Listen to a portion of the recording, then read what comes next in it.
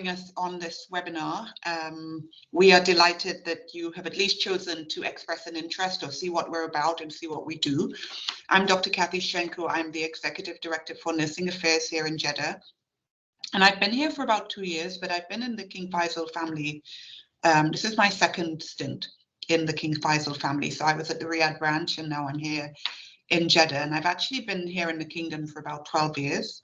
So I do feel able to speak still as a relative outsider, but I also have very in-depth knowledge of what happens here in terms of recruitment and living here and being here. So please, I'm going to try to keep this as light as possible as an introduction. Feel free to ask as many questions as you'd like. I have a very limited schedule this morning, but I will try to keep my kind of content as brief as possible to give you as much chance as you'd need to ask questions. If you have a question that's burning, just put your hand up, and there are no questions that are off limits. There are no silly questions. So, you know, moving abroad to work is a big thing, right? It's a big decision. And I think it's important that whenever you move, you leave your family, your friends, whatever, that you come with your eyes completely open, or as open as they can be, to living and working in a completely different geography. I'm from the UK, so I've been through that process of also having to acclimatize and to get into a new culture, a new team, a new hospital, a new way of living in some ways. And there are many other things about my life that actually didn't change at all. So some things that you might be anticipating might be huge barriers for you are probably not going to be barriers at all. So let me get right into the presentation. I'm going to start sharing my screen. And then, as I said, I'll keep it light, maybe about 15 minutes. And then I'll give some time for questions. So I'm going to switch my camera off for a little bit and I'll start sharing.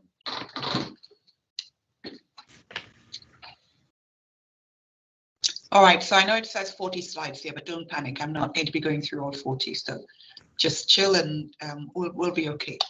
All right, so this is welcome to Nursing Affairs, and I want to go to this slide. Can everybody see the slide? If you can, could you let me know? Yes, we can see her. Yes. All right, perfect. Yes. All right, great. So Yeah, let's just talk a little bit about where you're going to be, right? So if you choose to come to us, you're going to be in Jeddah, which is this circle here. It's in the west of Saudi Arabia, and it's right on the Red Sea. So for those of you who have a real interest in water sports and just being by the water, living on the coast, this is the right place to be. We're part of a bigger King Faisal family of 3 hospitals. We have King Faisal in Riyadh, which is this big campus that you're seeing here. And then you have King Faisal Jeddah, which is our hospital. It's about 500 plus beds. And we also have King Faisal Medina. So we were just talking about where you are, where you will be if you decide to join us. This is one aspect of our hospital. It's near the, I think this is near the emergency department. It's a fairly big hospital, but obviously about half the size of our hospital in Riyadh. So I'm just going to spend a little bit of time on our mission, our vision, and our values, but in very, very brief. We think that our goal, our mission, is to serve our society by providing the highest level of healthcare and the best patient experience in a setting that integrates both education and research. What we want to be is to be the specialized provider of choice for every patient who needs our services. So we are not a standard district general hospital that has a trauma center that anybody can walk into. Typically, you have to be referred because we deal with patients who are in the most serious stages of their conditions, and that's why we're called a specialist tertiary organization. So we're not a standard general hospital as any condition. Obviously, we have the ability to treat just about anything, but our work is really around patients who have pretty serious conditions, and there is nobody else who can treat them. Our values, which is the qualities that we embody, are 6. They are safety and excellence, being patient-centric and collaborative, being transparent and accountable. So those are our 6 values. And some of these should not be any surprise to you.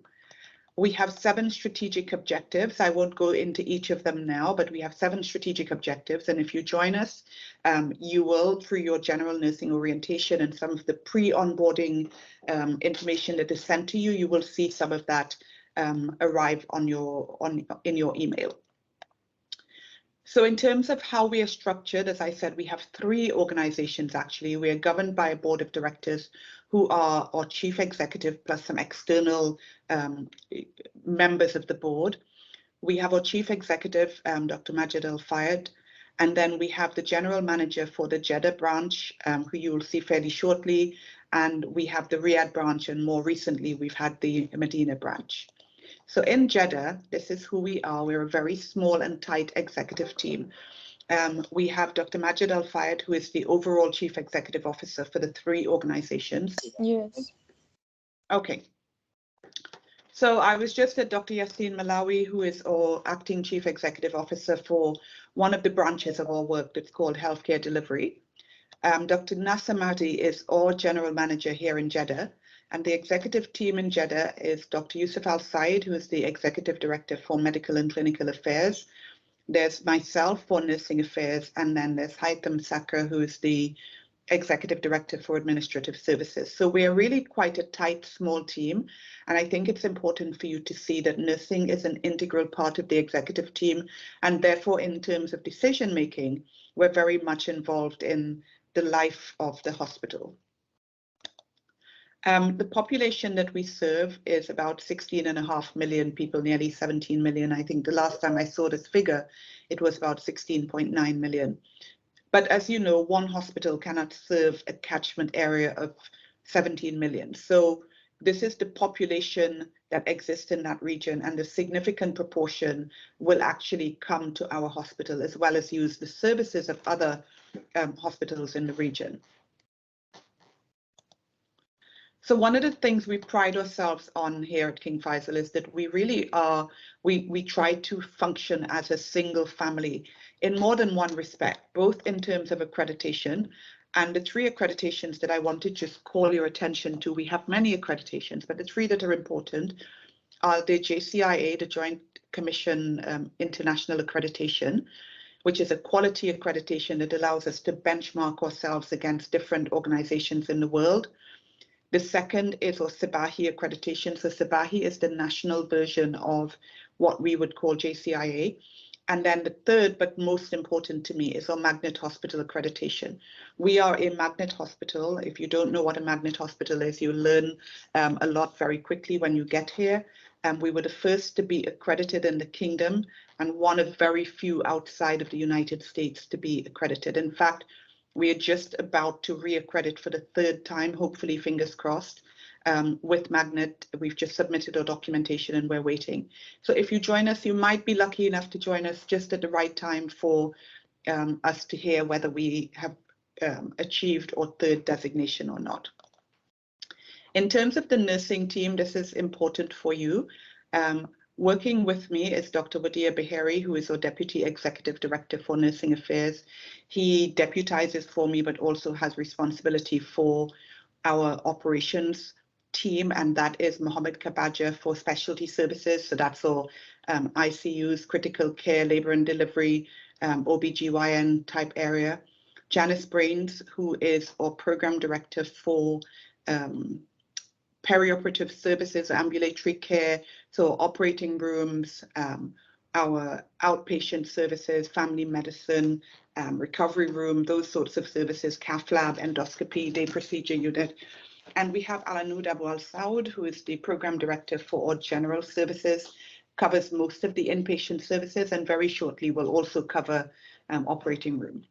Dr. John Cedric is our program director for nursing development and Saudiization. A lot of people call it nursing education. Sama Dardas is our program director for nursing practice quality and research. And Diane Ross, recently appointed for our Magnet Hospital program. One of the values you get from working here is our nurses are from culturally diverse backgrounds. we have probably about 60 odd different nationalities represented within our entire organization. So you get to learn a lot. You're challenged a lot in the way of, this is how we did it back home. But you actually learn a lot. And a lot of people cite the fact that they just meet this really diverse group of people as one of the reasons why they really enjoy being at King Faisal. Nursing is a fairly new profession here in Saudi Arabia, and we have nurses who are Saudis. About 35% of our, 34+% of our staff, I think it was 34.3 is the last figure I saw, of our staff are Saudis. And in the leadership level, it's about 45%. So we use our Saudi nurses to really, as pioneers, to really help us sell our profession, to have more Saudis join the profession, but also to be able to connect with the local community on topics that might be quite sensitive, like sexual harassment, that maybe somebody like me from the UK might not be so much able to talk about. So these are some pictures of work that we've done in the hospital. This lady here is Dr. Sandy Lovering, was the previous executive director, and she's really responsible for me being here in Jeddah. We have a professional practice model. This looks really complicated if you're just here to get some information, so I'm not going to go into too much detail. But the crescent of care is the foundation, if you like, of our professional practice model. And you will learn a little bit more about this if you happen to join us, right? The key to know is that that crescent comprises our cultural values, our professional values, and our spiritual values, and it's really based in Islam. As you know, Saudi is the birthplace of Islam, and so a lot of what we do is providing care within that context. These are the four, if you like, pieces of components of Magnet. So for a hospital to be a Magnet hospital, we have to have structural empowerment, transformational leadership, exemplary professional practice, and we really have to focus on new knowledge, innovations, and improvement. And again, I'm not going to go into much detail. I think if you join us, you will hear a lot more, and not only will you hear about it, but you will experience it. So as I said, we are one of very few hospitals outside of the US who are Magnet Hospital accredited. We've had a few more in Saudi and the region recently, but our sister hospital in Riyadh is also a Magnet hospital. So of course, when we become a Magnet hospital, it's a great time for celebration. And as I mentioned, if you manage to join us, you will experience some of what that celebration and hospitality actually looks like. We've received many awards. We were one of the first hospitals to get an NDNQI award for outstanding nursing quality. And actually, I've just announced, or just about to announce today, that this month in May, we had 0 pressure injuries, stage 2 and above, and 0 falls with injury. And those are two quality indicators that we target ourselves on.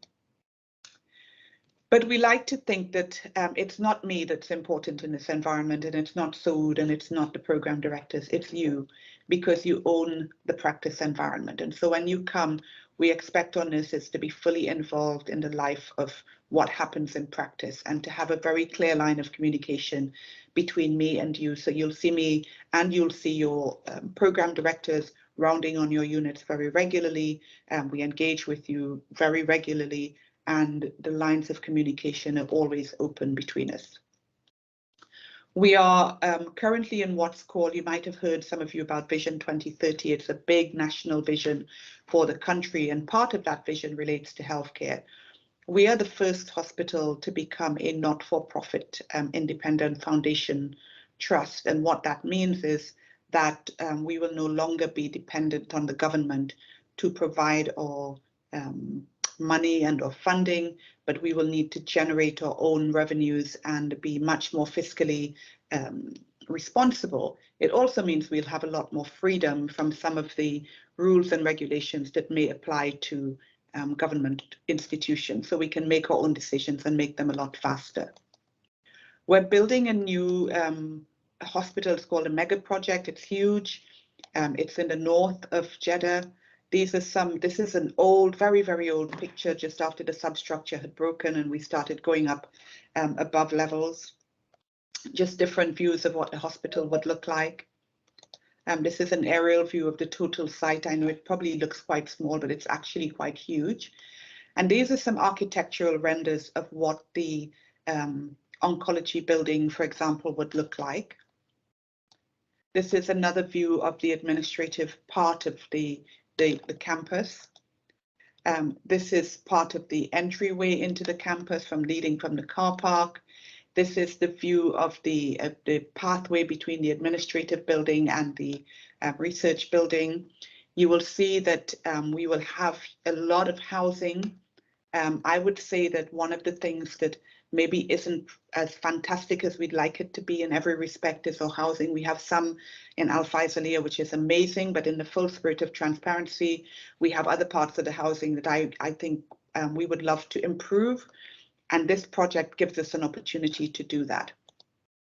So you'll see that we have a school, we'll have a supermarket, a community centre, male housing, female housing, guest housing, gyms, and all of that sort of stuff. And we actually have gyms and all that today, but just wanting you to see what the total vision for the housing looks like.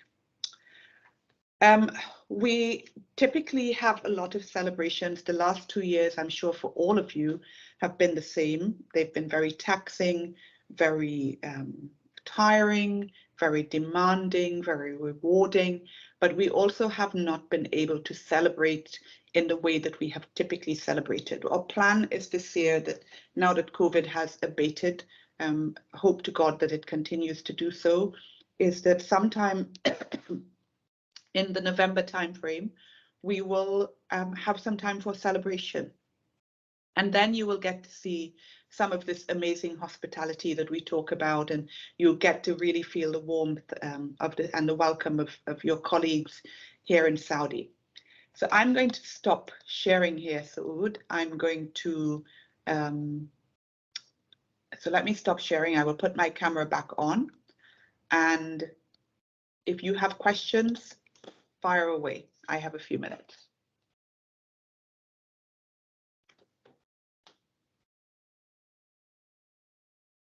Yes, there is a question. So yeah, please go ahead.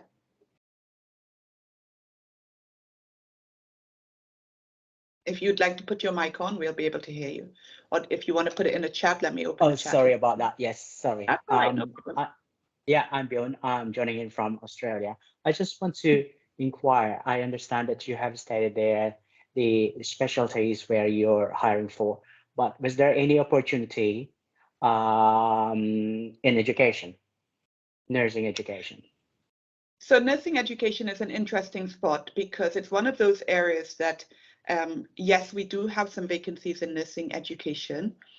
And typically what we find is that for the people that we promote, they either come directly from an education role into an education role. So we have some open spots in education, or they're nurses who have worked at King Faisal, who've shown some aptitude and interest in and for and in education, and they apply for positions when they come up. So yes, there are typically positions in education. This year, for the first time, we've had quite a few because we've had people move on, repatriate back to their countries. So the short answer to your question, Bjorn, is yes, we do. Sorry, can I just follow it up? When you say there's an opportunity, is that, do you prioritize your internal applicants, or I mean, from external like us? So one of the things we value here at King Faisal is diversity, equality, and inclusion, right? And when I'm looking for people, I'm always looking for the best people wherever they come from in the world. So whenever we have positions, unless we have targeted that position for specific promotion, internal promotion for Saudiization or for some other reason, we typically open all our positions externally and internally. And so everybody has an opportunity to apply. Thank you. So my question is, are all registrations like approved, or do we need a special registration to come over there for nursing? So Saud will probably be able to tell you a little bit more, but in terms of registration, your country registration is important. So your home license is important to keep that up to date. You also have to register with the Saudi Commission for Healthcare Specialties. That is the local registrant body. And yes, you will have to register with the Saudi Council, and your agency will help you with that process as well. It's part of the recruitment process. So between Saud and your recruitment agency, they will help you through that process. It is a prerequisite for you being here, and therefore, yes, you will have to register. And does that include like an OSCE or an exam? There is often a prometric exam that you have to do. We find that nurses who are in practice typically challenge that exam really well. They pass the first time and they do it. Somebody like me who hasn't been at the bedside for a while, I might have to do it twice. But for somebody who is currently in practice, it's usually one that is challenged very easily. Okay, thank you. Yeah. We've got There's one another question. Okay, so somebody's asking, can you bring your family?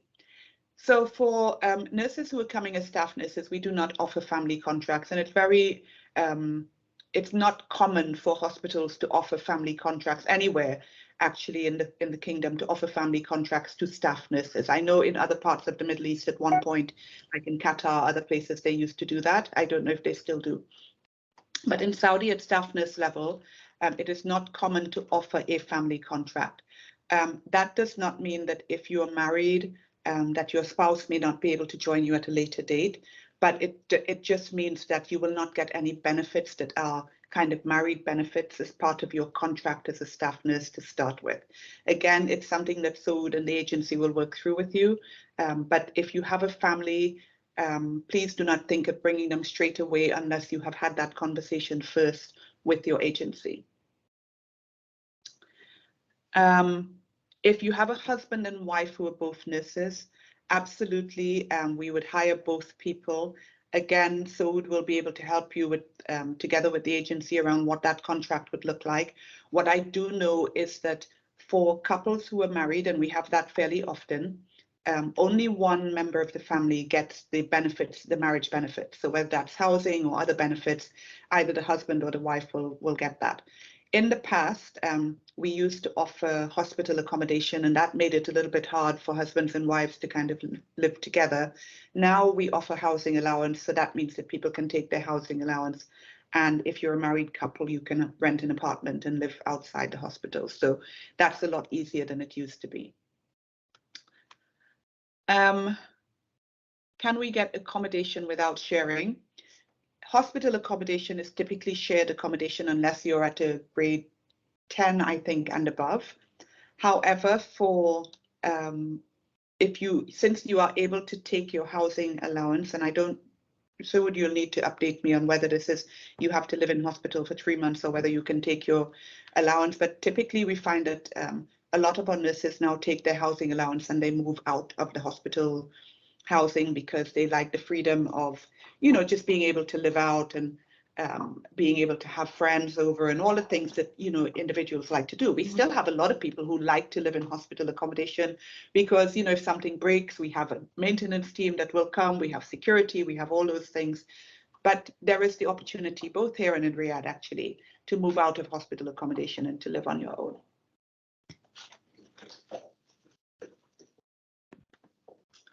Anybody else? Hi, sorry, I had. Yes, hi. And hi, my name is Randa. Nice to meet you. I had a question regarding how the routine, how's the job? Is it how many hours do we work and how many days is the work? Okay, so that's a great question actually, and I think something when I say about coming with your eyes open, I think this is one of those eyes open questions, right? So in the UK, for example, I don't know what the hours are in Australia, but in the UK, it's 37.5 hours per week. Our hours here are 44 hours a week or 45 hours a week. And typically they are 12-hour shifts. So whereas in some hospitals, you get to do an 8-hour shift or a 7.5-hour shift, so 5 shifts in a week, the hours here are very different. They are 12-hour shifts. And so you do your 44 hours over those, or 45 hours over the 12 hours. So initially what we find happens is that when nurses first come, if you've come from a 37.5 hour a week organization, they begin to find that quite difficult initially to kind of cope with, right? Because it's a big change to your work routine. So that's something for you to be aware of in terms of when you get here, that the shift patterns are very different. And I think it's important to anticipate that switch over from what you're used to what you're coming to might be a bit challenging to start with, but we find that many of our nurses actually do get to like it because of the way that they can have days off, etc. They get to like that pattern because a lot of people come because they want to have free time to travel, to go to the beach, to do different things, to dive and get engaged in water sports. So they find that pattern actually suits.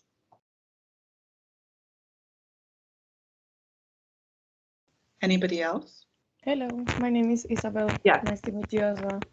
I wanted to ask about the possibility of doing extra shifts, if that's common or what's the possibility? Thank you. Yes, so it is possible to do overtime, and most units have overtime work for different reasons, either due to vacancies or somebody calls in sick on a day. That's an important way of how we fill our shifts. We try not to encourage people to do too much overtime, not because we don't want you to earn money, but because it's a safety issue from a sickness and absence and just working non-stop. But we know, and I'm cool about the fact that many people come because they're trying to save money, they're trying to pay off debt, they're trying to help family, you just want to have a blinging life, get all of that.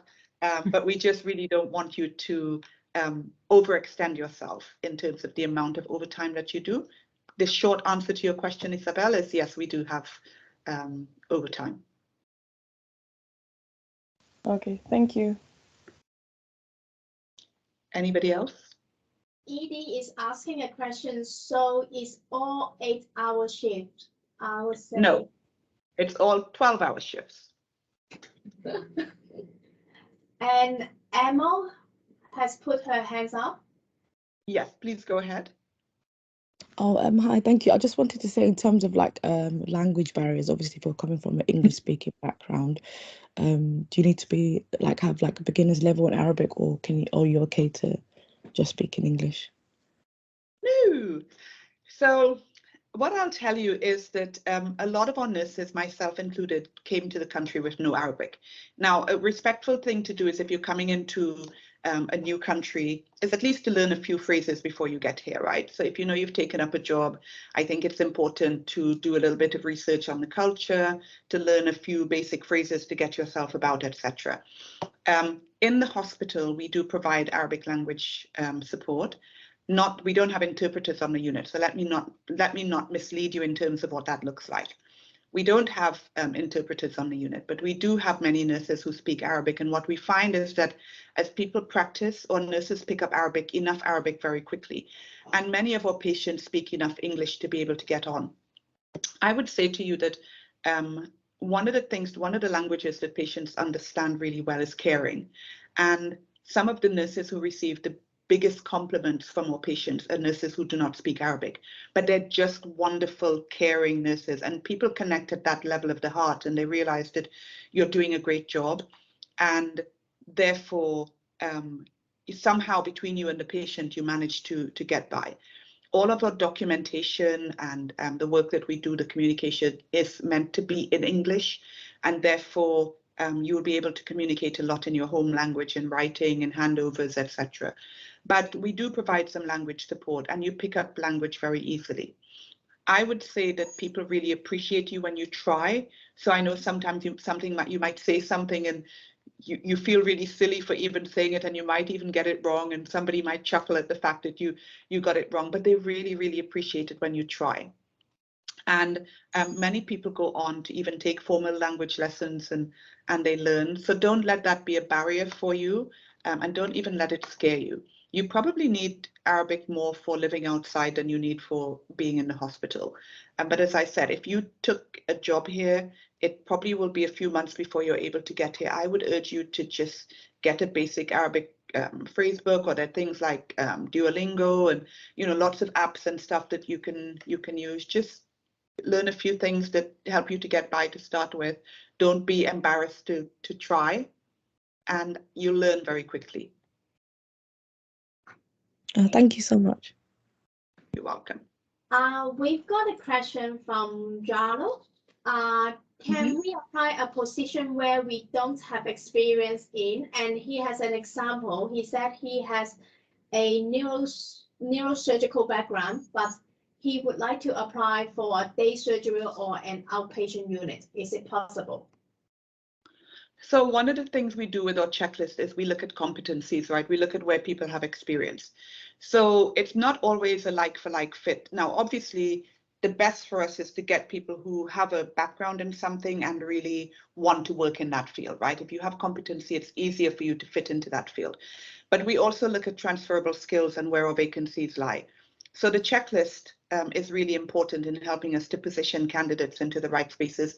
We know that one of the reasons people travel is to experience new things too, right? It's not always to come and work in exactly the field that you are doing at home. It's sometimes to be able to say, you know what, I'd love to take a break from ICU, but I'd really love to do med-surg. Do I have the skills to do that? And that's something that between Saud and your recruitment agency will work on how we match your ambitions with our need to see where we can place you most appropriately and most safely. Yvonne, your hand is up. Oh, mate. Hello. You are Your on mic mute, is muted. Yvonne. Yvonne, you have to Your unmute mic is yourself. muted.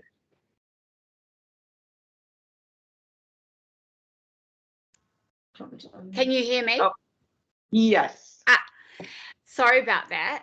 A question is about, within the hospital, do you use electronic medical records, or do you use paper-based documentation, you know, that sort of thing with your admissions, discharges, etc.?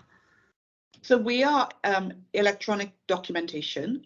And again, I know that some nurses come from organizations where you're still using paper records, right?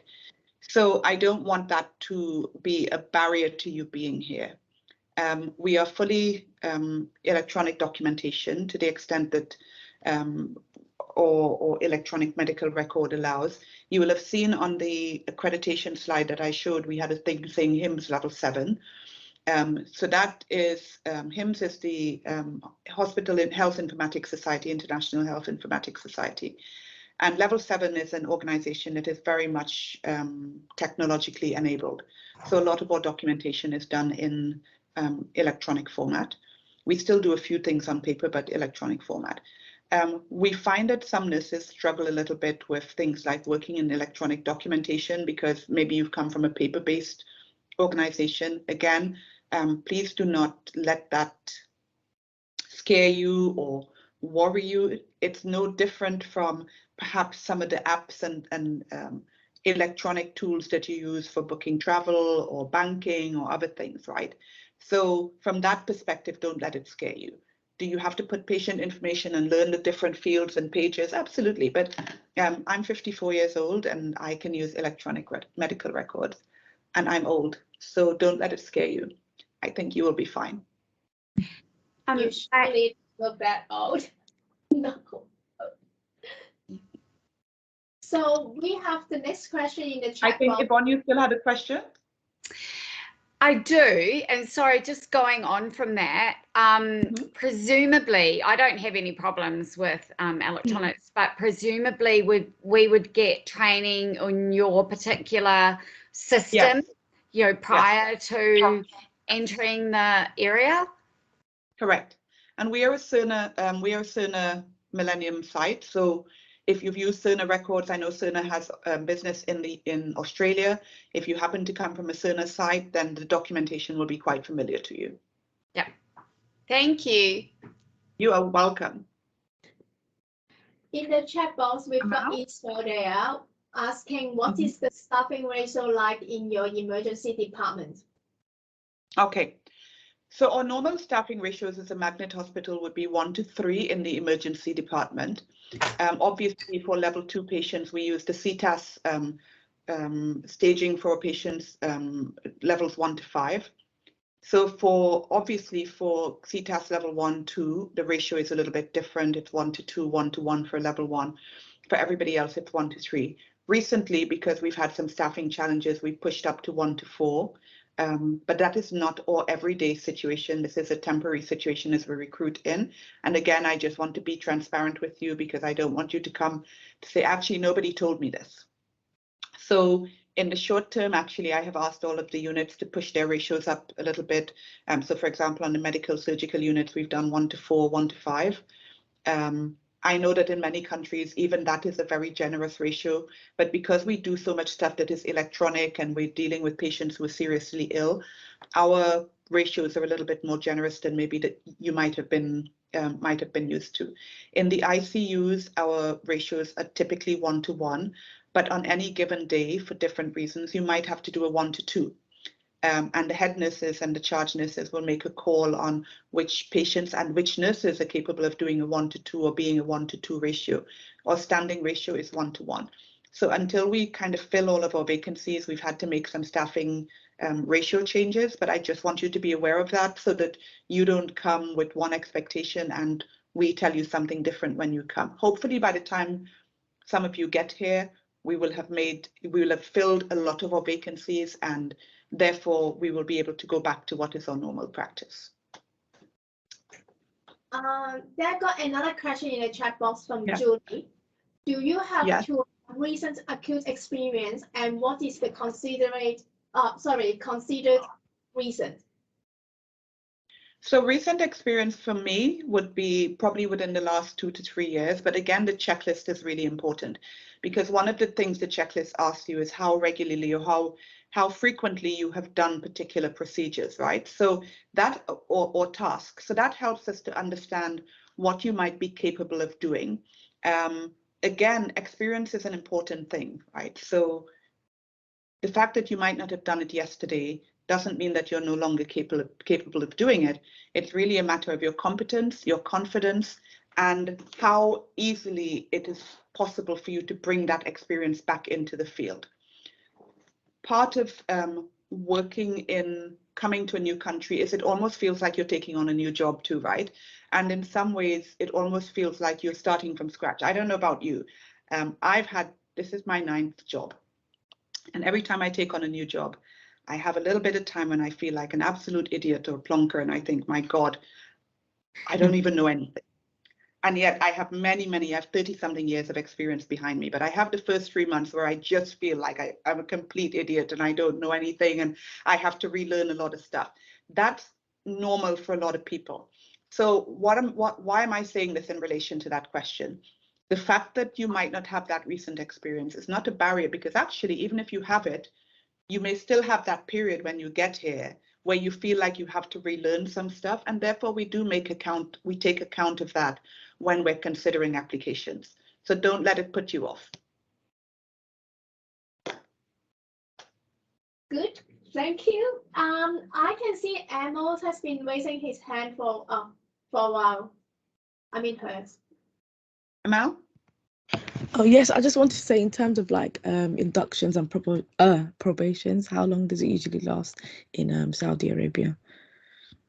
So I can tell you that we have quite an extensive probationary period and induction into your workplace. In fact, if you were to speak to the program directors, I think many of the times they would wish that it was shorter. Because we're really very careful, because they want to get you onto the units quickly, right? And they want you to be working. And we're very thoughtful and careful about making sure that we don't dump you in too early. And it goes back to what I was saying about the fact that you might come with experience, but very much it often feels like you're doing this job for the first time. And because it's a new country, it's new tools, it's new staff, it's new people, you don't know where certain things are. So we are very, very thoughtful and careful about how we precept people into work. And, from that perspective, you're not going to come in and in the next week, you're going to find yourself on a unit having to take care of patients. You'll have a preceptor working with you. Sometimes it's up to about 90 days of just helping you to get through your work. We try to take account of the fact that some people get a little bit nervous. You have culture shock. There's all sorts of things going on that might impact your work. So we really take our time in terms of helping you. Now, obviously, we're not a nursing school, so none of you is a student, right? So we're not expecting to treat you like pre-registration students. But we definitely work on the fact that this is all new to you. Some people catch on really, really quickly and they want to dive into practice very quickly. There are other people. So for example, we have people come from hospitals where they've never had to put a line in, right? Because junior doctors probably do that. So there are some people who might struggle with that for a little bit. There are some people who might not have had to draw bloods because you have phlebotomists who come to the units and draw the bloods. So it may take you a little bit of time to draw bloods. When I first started drawing bloods, I remember being so tentative and then the vein just kind of spurted everywhere. And, you know, I was so embarrassed, but it's just one of the things that you have to learn. So as I said, I'm kind of old and I find it challenging sometimes to learn new things. You're all young and your brains are very neuroplastic. And I have no doubt that you'll come and you'll catch on and you'll do what you need to do. Thank you, Kathy Ann. You're welcome. I am not sure if MG still got a question. I saw his hand was up earlier, but anyone else? I think. Oh, let me see. Yeah, I had a quick question going back to family on board. For example, myself, I have 2 kids and I'm married as well. How will that work if I was interested in the job? So typically we do not offer married contracts to staff nurses. Now that doesn't mean that you cannot bring your family at a later date, but that will not be part of your contract. It is important for you to know that, so a lot of people come and then their spouses come later on with children. We have a lot of people from within the region, for example, Lebanon, Jordan, areas like that, where people come to work, they come with their families. But that happens at a later date. And it's important for you to know that in terms of the benefits that family contracts get, you will not be eligible for those benefits. So things like school allowance, etc., you will not get that. Now, you'll obviously get a housing allowance if you want to live outside. Assuming, of course, that we can work to help you to get your husband and your children here. If he is in a field where it is possible for him to get a job, then obviously he will eventually be able to get a job and work. But I think that is something for you to talk to your agency about really early on so that you understand what is possible and what is not possible, because uprooting a family is a big decision. And being away from your family, my children are grown up. They're probably the age of some of you and older on this call. So I did not have that kind of challenge. But uprooting a family is a big decision. Education here is expensive. If you want to send your children to the best schools, it's expensive. So important to think about whether your salary will cover that and give you the, whatever your reasons for being here, will give you the life that you need as well. So please, I urge you to have that conversation any of you who's thinking along those lines, have that conversation very early on with your recruitment agency. Sorry, and just quickly, also with the program, when will it start? So we take people in at any given time. The process, I would say at a minimum, the quickest I have seen anybody get here as a permanent hire has been about 12 to 14 weeks, right? That's the quickest. So usually when you get here, we take people in every month. And so your program starts whenever you join a group that's coming. I think we typically bring the groups in around the 10th of the month. So you will join that group for that month whenever you come. If you happen, for whatever reason, we happen to get you at a later date, you'll join the nearest group to you. But we don't have like a set program that says you have to join this program or that program or the other program. Whatever month you come, you'll join the orientation for that period. Yeah, thank you very much. You're welcome. I can see they got another question from Isabel. Annette? How many months is your locum contract? That's easy. Our locum contracts are typically 3 months with the ability to roll over for another 3. Yeah. And Annette got another question is, are locum position just registered nurse position or are they head nurse position? Typically, they're just registered nurse positions. We try to fill our leadership positions very substantively. As you know, the leadership of a unit is one of the most important ingredients you can have in the success or failure of that unit. So we really try to fill our positions for leaders substantively rather than bring a locum. We've had cases where in the past, I haven't done it here, but in the past, I brought somebody in. In fact, we were trying with somebody for the OR at one point to bring them in for a period of 3 months with a view to permanent hire, so temp to perm. But we don't typically do locums for head nurse positions.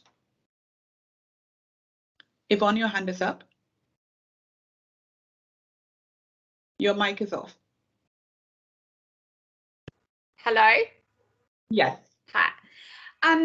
Just with, in terms of joining the hospital, there are obviously some mandatory training that I guess everyone is required to do. It's just a question of whether we do that prior to arriving or when we arrive, or is there a specified date in which we need to complete it by, you know, that sort of thing, in terms of, you know, loads of things in conjunction with the hospital and what it requires. So training wise, I can't think of any training, mandatory training that we expect you to have before you come. The employment requirements and the vaccination requirements are important, and the medical pieces of it. But from a training perspective, I'm not sure that there is any training that I could think of, so it might know differently, that we expect you to have before you come. Whatever is mandatory for your area, we tend to provide that when you get here. So if it is, for example, you have to know how to read an ECG or to give chemo or something like that, we would provide a lot of that training when you are actually here. Advanced life support, basic life support, NRP, etc. We do that while you're here.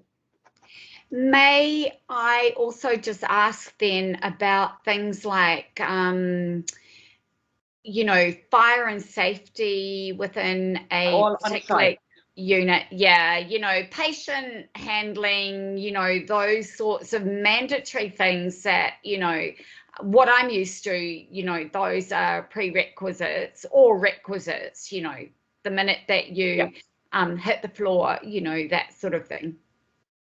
So they're not pre for us, but they're definitely requisites. Okay. And you get a lot of that while you're here. Great. Lovely. Thank you.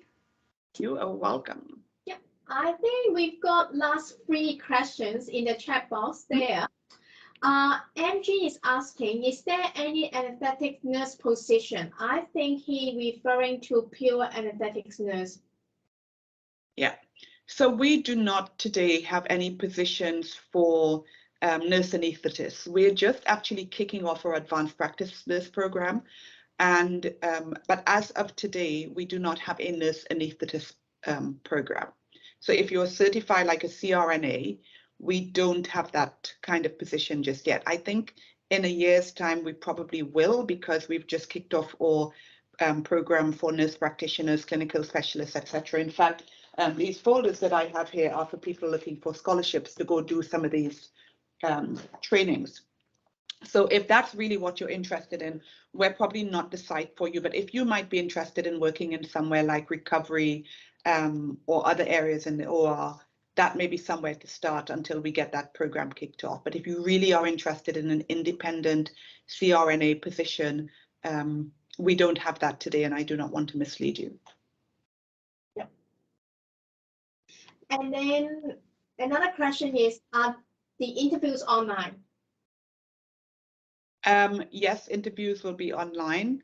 At some point, we are hoping to be able to get back out to Australia, New Zealand, to be able to do interviews in person. As you know, the pandemic, I'm very much an in-person person. This kind of setup is very painful for somebody like me, because I really want to be sitting in front of you and, you know, having a conversation with you. But we've got to do what we've got to do, right? And this is the next best thing. So yes, for now, interviews are online, but hopefully Saud and the team will be able to come out in the next little while to be able to do interviews in person. Cool. Isabel asks, can you change a locum contract for a permanent contract once you are there? We love it when people do, absolutely. But can I add it on? For a locum contract, you do have to come back to your own country before you can apply for a permanent contract because of Correct. this. That's the painful thing. So you can let us know that you want to be a permanent nurse, with us, but unfortunately we have not found a way to convert those contracts in country from permanent to from temp to perm. So it often means coming back home and then returning as a permanent hire. Yeah. All right, I'm afraid this will be the last question. What is the staff ratio in hemodialysis? So in hemo, I think our staffing ratio is typically 1 to 3. Again, as I said recently, we have had a very we've had a very big shortage actually because of people going to the west. So it's interesting of people wanting to come back east, right? We've had a lot of people leaving to go to the USA and Canada and the UK. So that's kind of impacted our staffing. But typically we do 1 to 2, 1 to 3 in the hemodialysis unit. In fact, I've just made a request for some additional positions to go in there because our unit actually runs almost 24 hours a day now. And when we first set it up, we didn't set it up as a 24-hour-a-day unit. We set it up just for 2 shifts. We're now doing 4 shifts. So just again, if hemodialysis is the thing that you are coming to, just for you to know that. Do we have an ophthalmology clinic in Jeddah? Yes, we do ophtha as well. We have a whole outpatient service. So yes, if ophthalmology is your thing, absolutely. But again, the head nurses will look at your CV and will place you appropriately within the service. You think about it, a lot of outpatient nurses have very transferable skills, right, in terms of assessment, etc. So we look at that too to see maybe we don't have a vacancy in that service, but we have something somewhere else. Now, if your passion really is for ophtha and that's what you want to do, and you feel that you would not survive in another service, then that would not be the right decision for you to make. Yeah, I think I didn't miss out any questions, and that's it. Thank you very much, Kathy and your team, to present today. I hope like everyone brings something home. Yeah.